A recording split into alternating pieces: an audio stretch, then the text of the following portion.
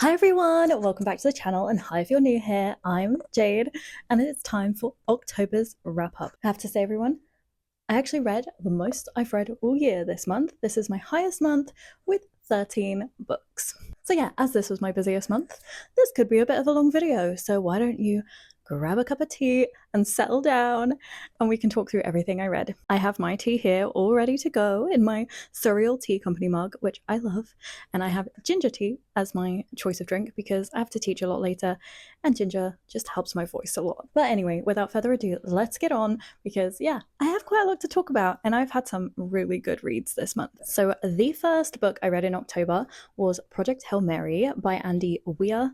This is soon getting made into a movie with Ryan Gosling, and honestly he's going to be the perfect cast for this, I will tell you that now. However, if this is on your radar, do not watch the movie trailer if you haven't already, because there's kind of a spoiler in there and you don't want that. Like, this is great with no spoilers. Do not watch the trailer first. So if you couldn't gather from the cover and the name, this is a space sci-fi book, which isn't usually like my favorite. I wouldn't usually pick up books like this that much, but I loved Atmosphere by Taylor Jenkins Reid this year.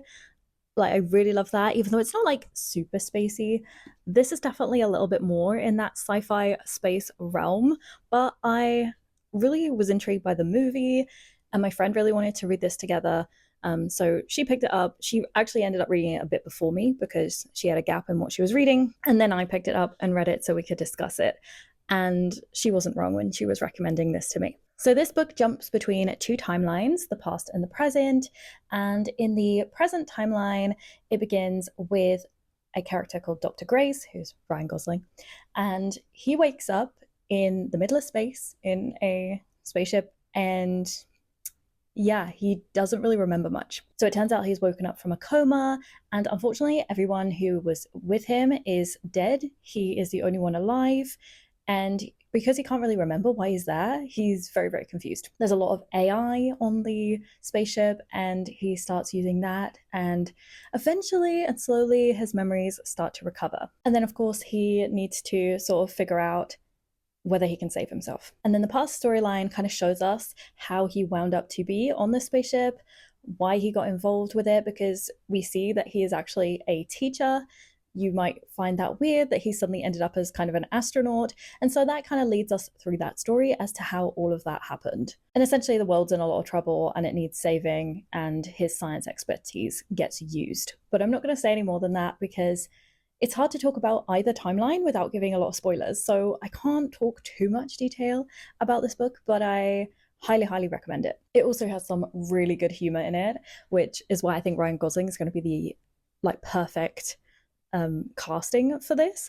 So I was kind of picturing him the whole time I was reading this, I will say. Whether that affected whether I liked it, I don't know, but honestly I love this, and I'm not really a sci-fi space person, so that goes to show a lot about this book. Okay, and then the second book I read was Madly Deeply, the Alan Rickman Diaries. I had mentioned that I really wanted to read this kind of Halloween sort of period, and so I did get around to it. But as you can probably see from the rating, I gave it 3 stars, which is very rare for me when it comes to like an autobiography. I tend to automatically rate autobiographies 5 stars because I'm like, who am I to judge someone's life? However, I kind of realized very quickly that this is not a standard autobiography. I should have done some more research before I got it, but I just spotted it out one day, bought it because I love Alan Rickman as an actor. I think he's been in some really great movies, obviously Harry Potter, but Love Actually, Sense and Sensibility. So I was really intrigued to read things about him. However, the reason I just can't give this a very good rating is this is not a standard autobiography. This is excerpts from his diary that someone has sort of collected and put together. And the sort of introduction to the book from the person who edited it even says they don't know if they would have, like, if he would have liked this to be released or not. And that just left me feeling a little bit uncomfortable, to be honest. So this has some excerpts from his diary from many, many years ago, before I was even born, for his career all the way through to his death. They sort of get less and less, I would say, to the time he got unwell. And I definitely learned a lot about his sort of like journey with cancer and how quick it all was. But honestly, I don't feel like I learned a lot from this book.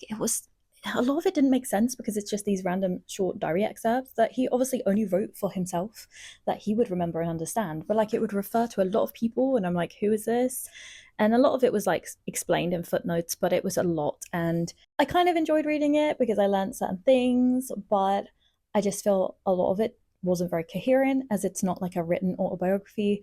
And as I said, I just felt uneasy reading it because they even said they don't know if he would have ever wanted this released. And yeah, so I'm not going to dwell on this book. It is what it is.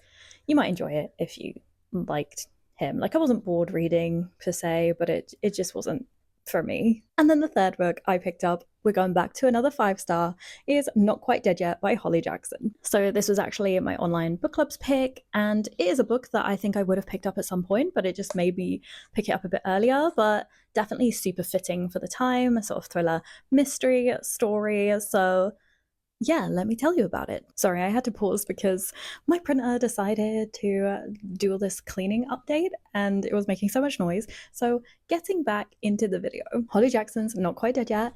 I am going to start off by being bold and saying this is her best book so far. I say that I haven't read the reappearance of Rachel Price, I think it's called. So I can't compare to that, but I've read the Good Girls Guide to Murder series and I've read 5 Survive. And this one to me is definitely the best one. Now, this book is meant to be an adult novel. If I'm honest, I think it reads very, very similar to her YAs. The only difference is there is a lot of swearing in this book, but other than that, honestly, it kind of reads the same kind of Holly Jackson writing. So if you're a fan of her, but you haven't read this yet, don't worry, it's not going to like go off on a tangent and feel very different. It still feels like Holly Jackson. So in this book, we follow Jet. She ends up getting attacked, and then she ends up in hospital and finding out she has 7 days to live. Now, you kind of have to suspend your disbelief a little bit because obviously the doctors are kind of like saying exactly how many days she has before this issue with her brain is going to kill her. And also the amount she does while, recovering. I say recovering because she's going to die, or while on her journey to death. Yeah, the amount she does in this book is a little bit unrealistic, I guess you could say. So take it with a pinch of salt. You do have to suspend your disbelief, but if you can do that, this is amazing. So as I said, she has 7 days left to live. So of course, what are you going to do at that time? You're going to try and solve your own murder. So the book follows Jet trying to figure out who attacked her that night, why they attacked her, and ultimately why she's going to die. And as you can probably imagine, with a book following someone who knows they're going to die, it is quite deep and it's quite emotional. Like, I wouldn't call it emotionally really deep, but it definitely, can get you quite teary at times and feeling a little anxious, I think, because, we know that our protagonist is going to die. So it kind of puts a very tight, suspenseful timeline on everything because, how much can you do in 7 days? It's like very, very, very, very, very fast paced. If you've read 5 Survive, it's kind of similar in the fact that it's set over amount of hours, but what I didn't like about 5 Survive is because it was set over hours, I didn't feel like I got to connect or know the characters enough, whereas I do feel like you really get to see a lot of Jet in this book, and therefore I just found it a lot more emotional. So yeah, if you like your thrillers with a bit of mystery because they're trying to solve, her own murder, definitely pick this one up. I feel like this was just a really good read. It was just really addictive. It's an easy read, and I just didn't want to put it down, so I read it really fast. So the next book I read was for one of my book clubs. I read it on my Kindle, so I will display the front cover for you so you know what I'm talking about. But that was Salem's Fall by Rektok Ross. To be entirely honest, I hadn't heard of Rektok Ross. I don't know if I would have really reached for this book without my book club, but I guess overall I was quite pleasantly surprised. I guess I would say it's a bit of a psychological thriller, dark romance, kind of gothic. Like, it's got a little bit of a mix of genres in there. And for the most part, I was super absorbed into the story. So our female main character is called James, and she is an attorney. She ends up kind of getting thrown into this case, being assigned to it, where it follows a kind of famous socialite guy called Damien Blackhollow. Damien Blackhollow has been accused of killing his fiancée, and she is trying to find things to try and, clear his name, because that's her job and what she has to do. It takes her to a town called Salem's Fall, which is just a little bit creepy. Things don't seem quite the right way. So Damien Blackwollow kind of ends up following her there. He actually lives there, and he's kind of overprotective in like a weird way, and she's trying to figure out kind of why. Obviously, it turns out there is more to him than meets the eye. There's also more to her and her history than meets the eye. I can't say too much more without giving too much away, but I gave it a 3.75 because I felt like I was really, really absorbed into the story. But then there were things that didn't really go anywhere. I needed more. Like, I just feel like this book had so much potential, but it didn't go where it needed to go. Like, ultimately, it was very fast paced, but then everything seemed to get resolved too quickly at the end. And I feel like some of the characters needed more to make me feel more for that character and feel more emotionally invested. For example, we have James's sister as a character, and I just don't feel like we really got to know her enough to make it like tense. In where she was involved in the storyline. And there's also this kind of like subplot where there's almost this like love triangle, but it doesn't really develop, and then it kind of makes the whole thing pointless. I can't say too much more about the love triangle without spoilers, but that's just my side note. There was no point to it, in my opinion. But overall, I found Rektok Russ's writing really easy to get into. It's a very easy read, very absorbing. It's just, yeah, the book didn't have enough in the end. But if you're looking for a sort of like slightly creepy thriller, dark romance mix for a spooky season, I don't think it's a bad read. I just think there might be some better ones out there. I wouldn't say this is like my genre expertise. And then the fifth book I picked up was This Time It's Real by Anne Liang. This one was chosen by my TBR jar. I don't think I would usually like reach straight for a pure romance this time of year, but I ended up loving it, if you can't tell from the 5-star rating. This is also the book I used when I was testing out the Pomodoro method, so I don't know if that really helped me get absorbed and that's why I love it so much. I don't know, but I genuinely adored the story. I was also a little apprehensive reading this because when I read one of Anne Liang's YA books earlier this year, I didn't love it, and I love her book A Song to Drown Rivers, her adult novel, so much that I was then a bit wary of picking up another of her YAs. However, I did have this and it got picked, and I should have read it sooner. So in this book, we follow Eliza. She has just moved and she's feeling a bit of an outsider. She doesn't fully speak the language because she grew up in America, and yeah, she's kind of a bit of a loner. However, she's a seriously talented writer, and she writes this essay about this boyfriend who kind of seems perfect, and it's like the perfect romance story, and it ends up going viral. But the trouble is, it was all made up. She doesn't have a boyfriend. Now, also at her school is a famous actor called Kaz Song. They don't really know each other, but he happens to ask if she's okay at one point, and then she decides that maybe it would help him out if they started to fake date, because she has been offered a writing apprenticeship, but she obviously kind of needs this boyfriend to exist. And for Kaz Song, it would just look good for his career if he's in a settled relationship. So ultimately, they begin to fake date, and the story follows them, you know, how their relationships grow, how it affects other people, you know, their fake dating, and it's all a bit dramatic. It is very much a very teen rom-com vibe. It reminds me of the movies I used to love when I was very young, you know, sort of like early 2000s girly romance movies. There's a part of me where I'm like, I should be too old to really be connecting to this, but I think a lot of it is Eliza and how she feels kind of isolated in a new place, because, you know, I moved from the UK to the US last year, and obviously it does take time. I feel like I'm slowly getting some friends and, like, you know, a bit of a social life, but it does take time and it does feel very, very lonely at the beginning. So I feel like I just connected very well with her and what she was going through. I did write down a little quote from the book just because this is where I really feel I connected with it. And it says, "This, I think, is my ultimate fatal flaw. Missing people who don't miss me back. Clinging on to strands of string that shouldn't mean half as much as they do." Because yeah, unfortunately, when you do move, there are people that just don't talk to you anymore. It's sad and true, and you can put in effort and they just slowly forget about you, whether it was really quickly, whether it was over time. Sadly, it happens, you know, and I've now experienced it, and I think therefore I can just really connect with Eliza because there is a whole dynamic with her best friend from back in America and things like that. And I just think, yeah, I just really resonated with this book. But yeah, if you like your YA romance, this one is up there. I think it's amazing. So the 6th book I read was The Lost Apothecary by Sarah Penner. You know, she actually came and did a signing for her book The Amalfi Curse here earlier this year, and I hadn't read any of her books then, and I so wish I had gone. But yeah, I picked this up because one of my book clubs chose it. You know, it's got slightly spooky vibes with kind of like the apothecary.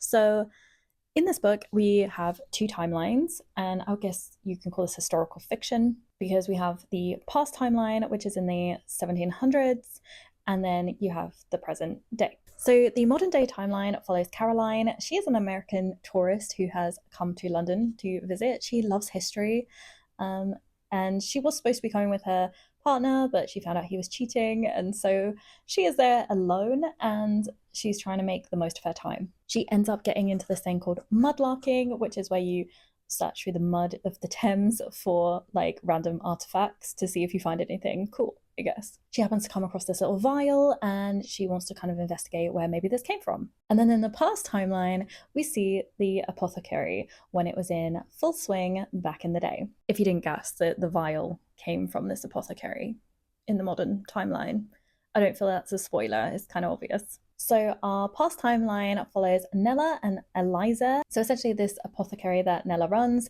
is kind of there to help women. It's a secret thing. It has like a fake front, so people have to know how to get Nella's attention. And it sort of spreads, you know, the word between women, so they kind of know where to find her. A lot of the time it's just very innocent, kind of medicinal remedies that she makes, which she inherited the shop from her mother. However, Nella likes to help women out, and if they're in a really bad situation, she might agree on sort of helping kill off their husbands. Obviously, a very, very different time back then where you couldn't just divorce or anything like that.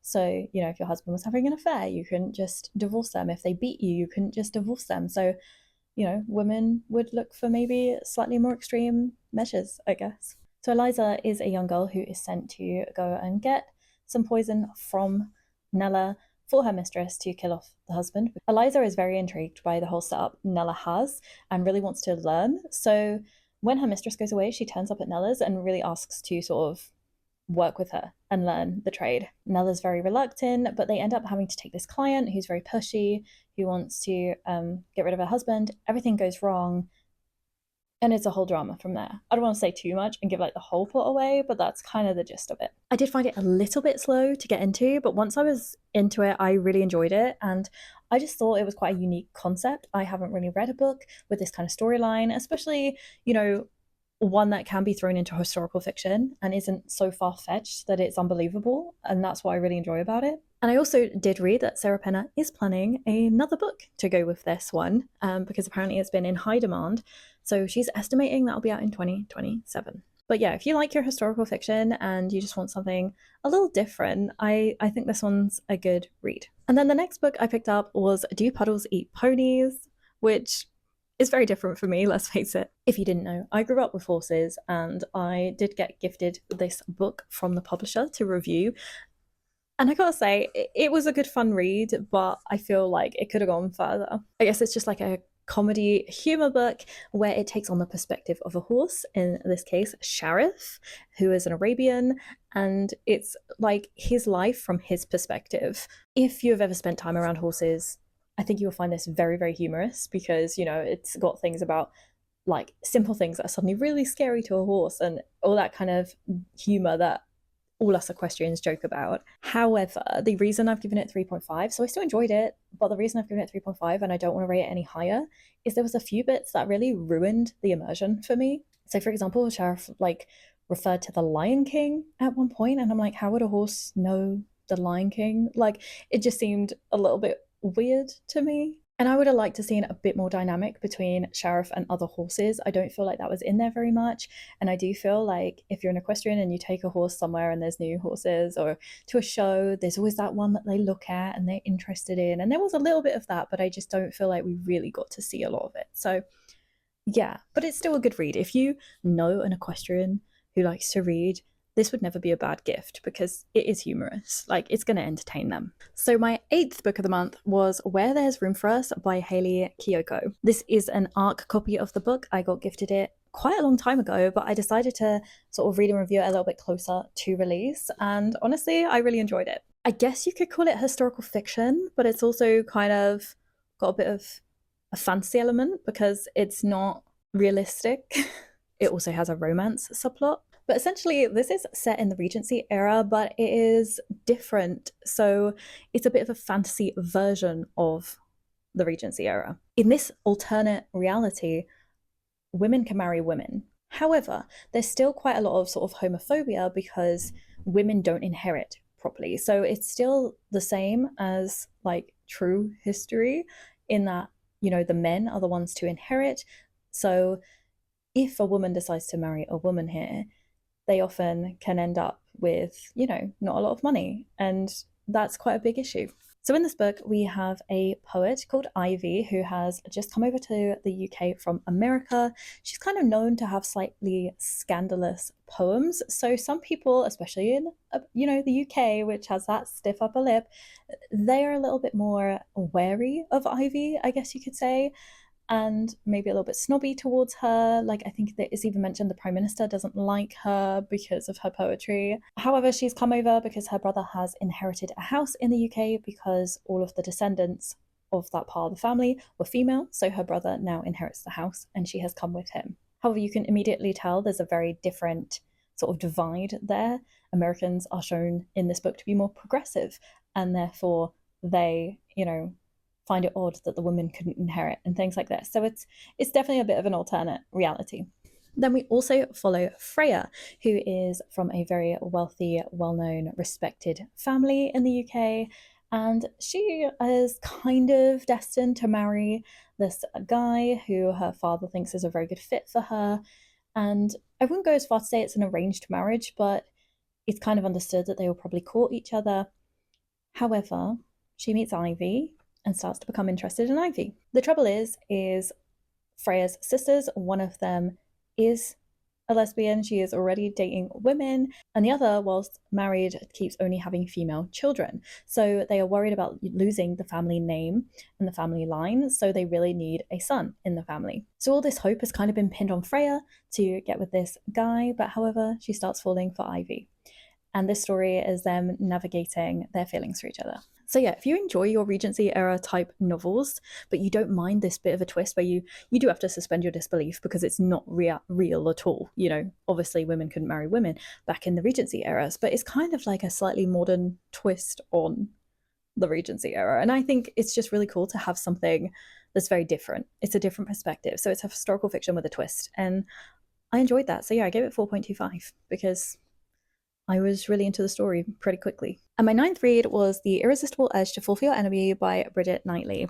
As you can probably tell from my rating, I wasn't a huge fan of this one, and it is probably my biggest disappointment because I was actually so excited to read this. So this is also an ARC copy, but I actually ended up receiving it from the publisher just after its initial release, which is why I wasn't so rushed to get out there and review it for them. Like usually if they give me something in advance, I'll always try and make sure I read it before release, but this arrived late, so I didn't get the chance to do that. But my TBR jar sort of picked this, and I was so excited to get into this because I'd heard that it was like based on a Hermione fan fiction, which I must say I haven't read any, but I thought I would like. So maybe my rating here is affected a little bit by the fact that I just had really high expectations of this book and it just failed to meet them. So we follow two characters, Osric and Audrienne, in this book, and I guess they're meant to be the Draco and Hermione references. I can see it in the personalities a little bit, I guess, but I don't really feel like this connected that well. And I get that a lot would have been changed to release the book. It can't really obviously show direct links to J.K. Rowling's world without a lawsuit. But for me, the characters just didn't grow enough. Like I didn't ever really care about them. So the world is kind of split into these things called orders, and they both belong to different ones. And Osric's magic is failing. And that's a really, really bad thing for him because in his order, without magic, you're useless and they'll just kill you. So naturally, he wants to live. So he seeks out Audrienne, who's kind of famous for her magical remedies, I guess. I guess you can call her like a magic doctor in certain respects. And he seeks her out and tries to enlist her help. And he kind of blackmails her into it by giving a huge donation to their sort of medical research. So she kind of gets roped into trying to help him solve his magic issue, even though she kind of believes there's no way to solve it anyway. And then the story goes on from there, and it's her constantly trying to figure things out with him and solve the issue. So it is like a rivals to lovers because they're from the different orders. They shouldn't really be mixing.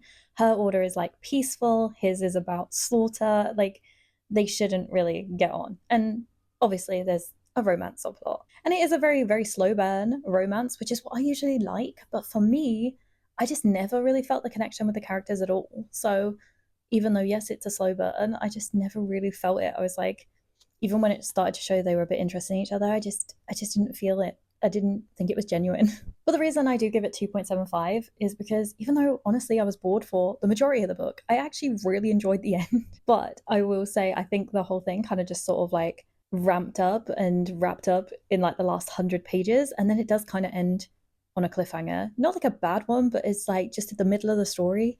But I just don't think I would pick up the sequel anyway, to be honest. But I do know a lot of people really like this book, so maybe this one, you know, is more your thing than mine. If anyone's read it and you loved it, let me know, and let me know why, just so I can see, because obviously we're all gonna have different tastes, but for me it was just not what I was expecting. So my 10th read was The Kiss Curse by Erin Stirling, another one I mentioned I really wanted to try and read this year, and then I got gifted it in my boo basket.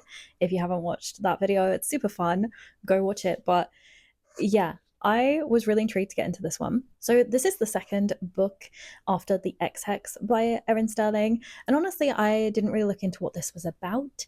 So this actually follows the story of Gwyn, who is in The Ex-Hex, but she's not the main character.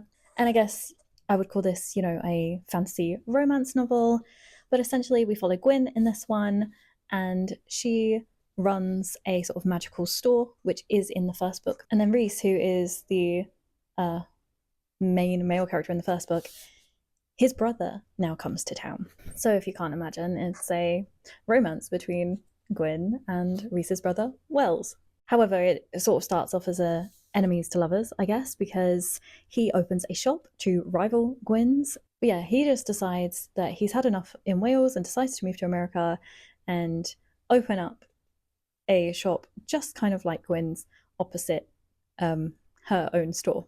To be honest, he didn't have like a vindictive motive here. It's just he wanted to get out of Wales, and he thought running a store like this was his like way out. They end up crossing paths and lots happens. They start falling for each other. And there's also another character called Morgan, who is someone Gwyn knows from her university days.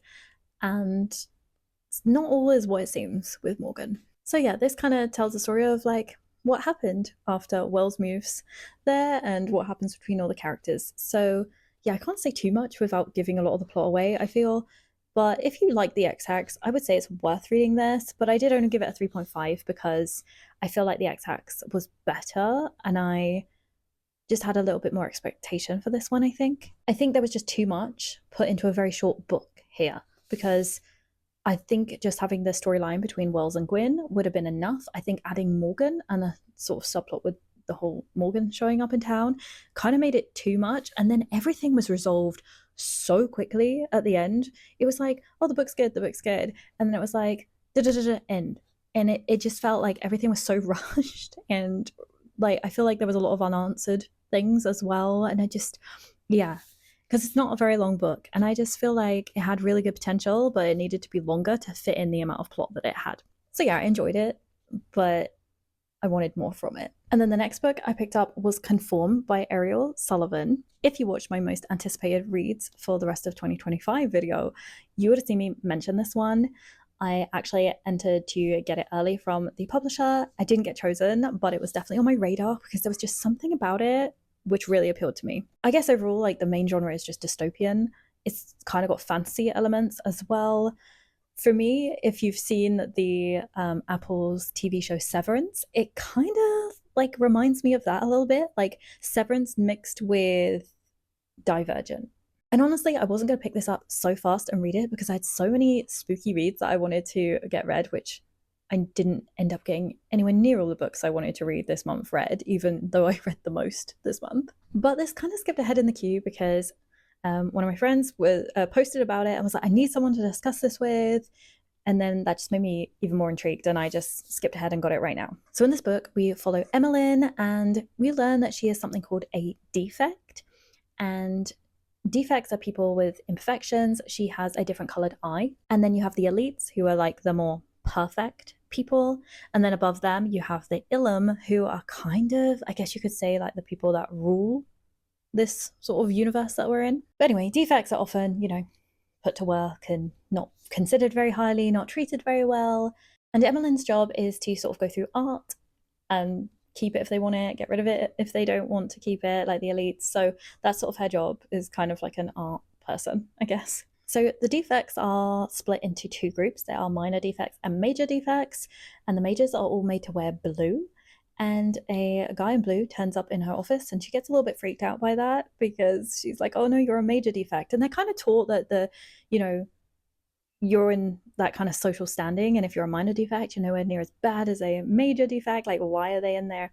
So it's a little bit, kind of built into their brain, this kind of whole hierarchy. However, she starts to like enjoy his company, and he just randomly shows up there sometimes and hangs out with her at work. In the meantime, she gets offered what's called a procreation contract. So in this world, they kind of avoid love and relationships, and they go with these whole like procreation contracts to try and create, like, I guess you could say, like a superior race somewhat, and to like keep the population controlled. And she surprisingly gets a procreation contract from a member of the Ilum. This is like super rare, like the Ilum never partner with anyone, so everyone's like wondering why she has been chosen. She wonders why she's been chosen, and it sort of shows her having to navigate her own emotional feelings as she's kind of absorbed into this now very rich world that, she could have only dreamed of. But it just doesn't sit right with her about how everyone else is treated, and the way she is treated just because she has a different coloured eye. So I guess you could say Emmeline is torn between two sides, and there is a sort of inevitable war coming, because there is a rebel group that are planning on attacking. And so Emmeline is sort of torn in the middle and trying to figure out where her loyalties lie, because her Ilum mate at first just seems to really be quite caring. However, it's really hard for her to know what is real, what is fake, and the whole thing goes on from there. I can't really say too much more without giving things away, but what I will say is I would probably rate this in one of my best books of the year. However, it ends on a terrible cliffhanger right in the middle of the story, and I have now read that Ariel Sullivan plans 3 trilogies to complete this world, and that the next book she is writing is the first book of the sort of earlier trilogy. So I don't know when I'm going to get answers to this. So if you hate cliffhangers and hate waiting, don't pick this up yet. But when you feel you can, do pick it up, because honestly, I love this book. As I said, one of my best reads of the year. And then my 12th read was Magic Lessons by Alice Hoffman. So I am a huge practical magic fan. Can't wait for the second movie. This is like the prequel, so I wasn't sure what order to read them in, because some people say publication order, but this one says book 1 of the series, even though I know it was written later, so I thought this was a good enough place to start as any. This book follows Maria Owens, who, if you've seen the movie, is the ancestor who caused the curse on the Owens family, where they're sort of doomed if a man loves them, so that they can't fall in love.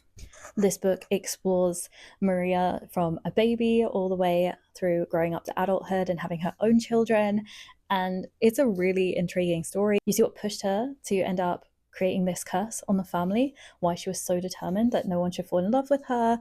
And yeah, I was really absorbed into the story. I love that it's historical fiction, but it does have that very fake element, because even though it mentions very real witch trials, it mentions Manningtree and the Witchfinder General from the UK, and then obviously a lot of this is set in Salem. So even though it's referencing a lot of real trials and real witch trials, the difference is a lot of people were actually real and had real magic in this world, which I love. So yeah, if you're a fan of the Practical Magic movie, definitely pick it up. But even if you're not, I think this is a great read. And I definitely think it's a great place to start with the Practical Magic series. And I look forward to getting more of the books and reading more. And then the final thing I read, because I felt like I needed something very witchy to read on actual Halloween, was The Very Secret Society of Irregular Witches. I'll be honest, I just bought this because I kind of saw it everywhere, but I didn't really know what it was about. And I was quite pleasantly surprised, actually, that maybe it was a little bit different than what I was expecting. I guess this is a cozy fantasy with a romance subplot. And It actually really reminded me of The House in the Cerulean Sea. In case you haven't read The House in the Cerulean Sea, it's about a sort of home for children where they are magical and someone gets sent there to sort of like oversee things. And it's a very cozy, like heartwarming story. And this is kind of similar in the fact that there are three young witches together in a household, and the people that are looking after them are not magic and need some help, and they decide to hire a witch nanny. However, there's like complications because there are rules with witches. They're not supposed to be together in groups because they're supposed to stay, unknown. People aren't supposed to know about magic and that it exists. So there's a lot of complications, but it's a really super heartwarming story as our protagonist, Mika, who becomes the nanny to the children, starts learning a lot about herself and family and love all through this relationship she has with these children. Because it's quite complicated, because there is a curse that if people give birth to a witch, they die. So any person who's a witch always ends up orphaned. So yeah, it's quite an interesting dynamic. But yeah, honestly, a really heartwarming story. And then it has the romance subplot. And yeah, perfect read for this time of year, in my opinion. So I gave it 4.5 because it just left me feeling kind of happy. It's definitely a cozy fantasy if you like those. And that is everything I read. I am sorry if this video is super long. I will try and edit it down the best I can. But I just read a lot this month, and a lot of good books as well. Like, there was a couple of disappointments, but overall I feel like I had a really amazing month. Definitely found a couple of my best books of the year with Project Hail Mary and Conform, I would say. Definitely a few 5 stars in there. So yeah, I had a great month, and I can't wait to see what I end up reading for November. There might still be some very fall themed books, I think, before I get into the Christmas ones, because there's so many I still want to read. And I know one of my book clubs has definitely chose a very fall kind of theme book. But yeah, we will see. So please subscribe if you haven't already, if you want to see what I end up reading in November and see what other things I have to share with you this month. And I hope you enjoyed hearing what I read this month, and I hope you found something to add to your TBR. But anyway, I will see you again real soon. Bye!